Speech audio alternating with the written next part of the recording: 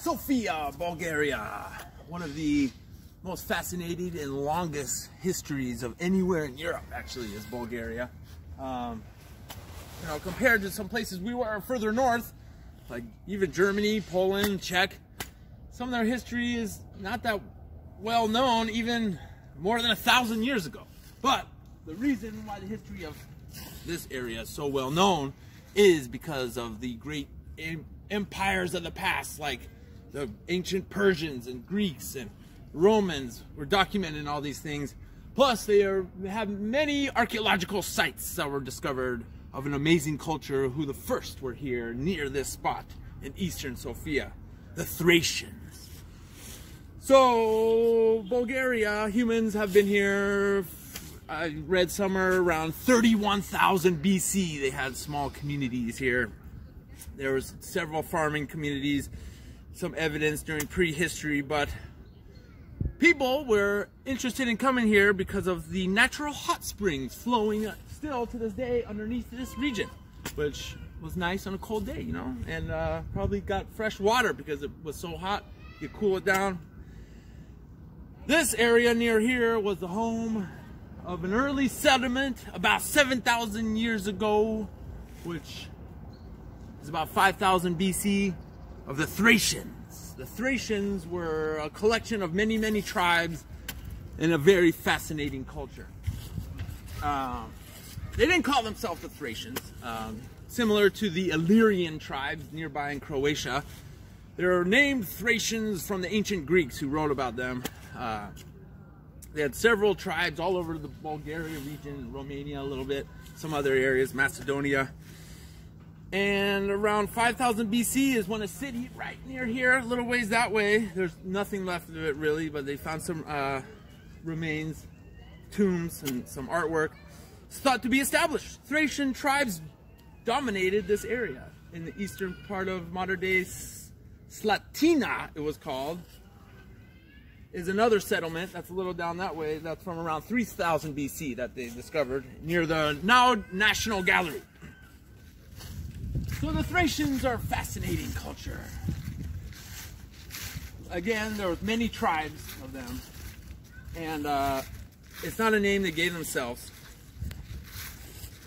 The Thracian tribes are very cool because they have a beautiful religion that's connected to nature, which I always like, sitting here in this park right now.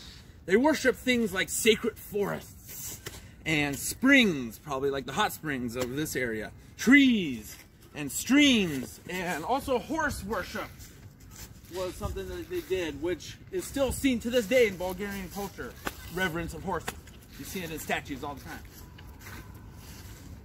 They had many deities that were worshipped differently and by different tribes. You know, some tribes like this god, this goddess, but all of them worship the great mother goddess.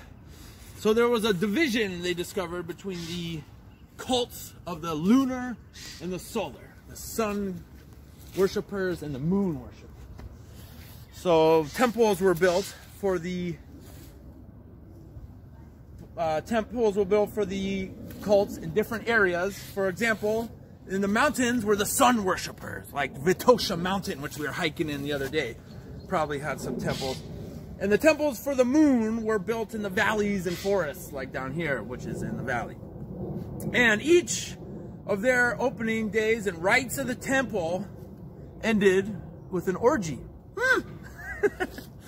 So the Thracians also built great grand tombs for their dead, which is why we know so much about them.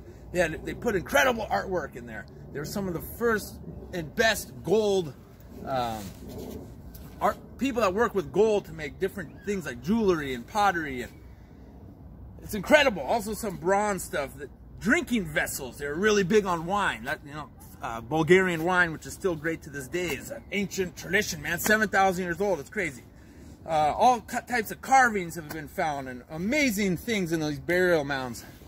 There were some certain kinds of metal work with gold and jewelry. They're the first culture in the world to discover these things, which many duplicated afterwards. Around 520 to 500 BC, this area and most of the Thracian tribes were conquered by the Persian Achaemenid Empire. Yes, the one from that movie, the 300. And many Thracians were enlisted into the Persian army. Remember the crazy diverse army in the movie 300 with all those different peoples that they had to fight? The masked warriors, I don't know. They found carvings in the Persian Empire of Thracian soldiers as part of their diverse, huge army of this massive empire. 500 BC we're talking. So Darius the Great of Persia fought in 513 to attempt to conquer the Scythian people, which are north of here, from their base here.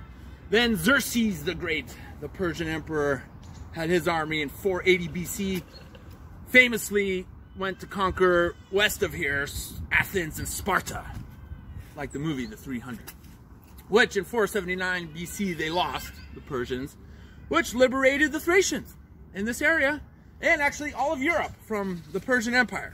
So the Thracians, again, were independent after a brief stint with the Persians. 460 BC, the Thracians united into something called the Odrysian Empire, which was briefly, but it actually had a lot of power and prestige, especially for that time, such a long time ago. 430 BC, which was about the same time as the modern-day border of Bulgaria, was Odrysian Empire.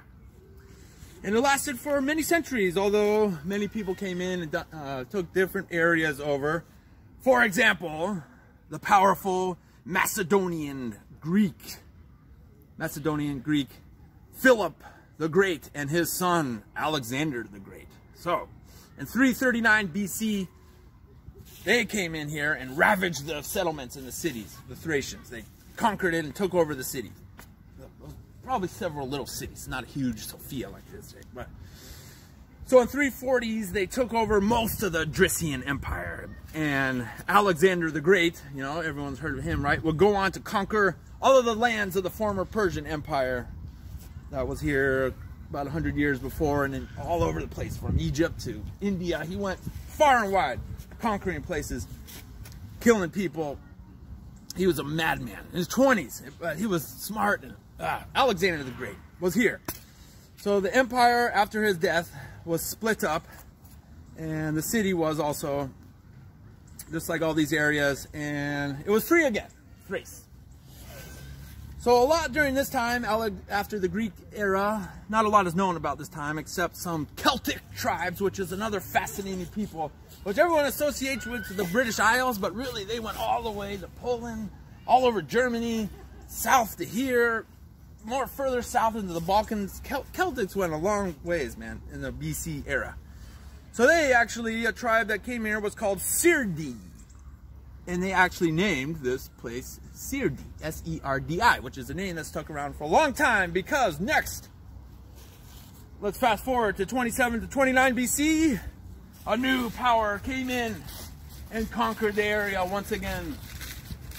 And this, of course, being the mighty Roman Empire, which Thrace and Thracians never fully recovered from in their former state. They established this, took over these small cities, Thracian people, and established the Roman Thrace province and the city of Serdika, which you'll get to learn about in the next section. Yeah. Serdika, the most important Roman city of the region, the province of Thrace.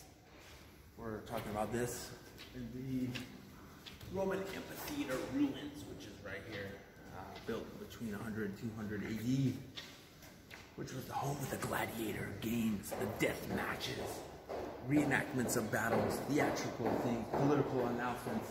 This is what's left in a new modern hotel that's kind of built on top of it, incorporating the ruins, which is really interesting. So modern Serdika. Ancient Serdika, conquered originally 29 BC, started to be built up by the Romans, who at this time had the most powerful empire almost ever.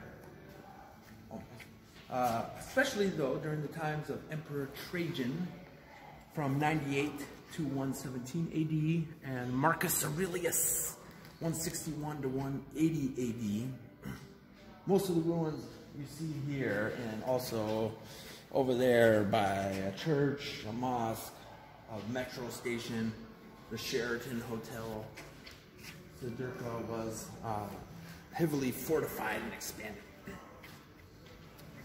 The city was very important because it was on a major road, a route that connected east and west in the Roman Empire. So this road system of the Roman Empire is real similar to what we have today with the freeway systems of the world, like in the US and beyond. It connected every city. It was amazing. Horse and carriages and goods and armies and soldiers and people could travel really easily amongst the whole empire. So this was directly in the middle of the road that connected what is now Turkey, the Levant, Syria, Israel, Palestine, those areas of the Roman Empire, to the west, which went into the rest of the Balkans, like nowadays Croatia, then going into the north, nowadays Italy, which is the Roman capital, further west into France, Spain, and Britannia. Britain. The Romans were famous for this, building these roads. Looks like the freeway system we have today. It's the first people to come up with an idea. So the Roman emperors Aurelian and Galerius were actually born here in Serdika. When this amphitheater was at its height. They ruled in the 200s AD, those Roman emperors. Local,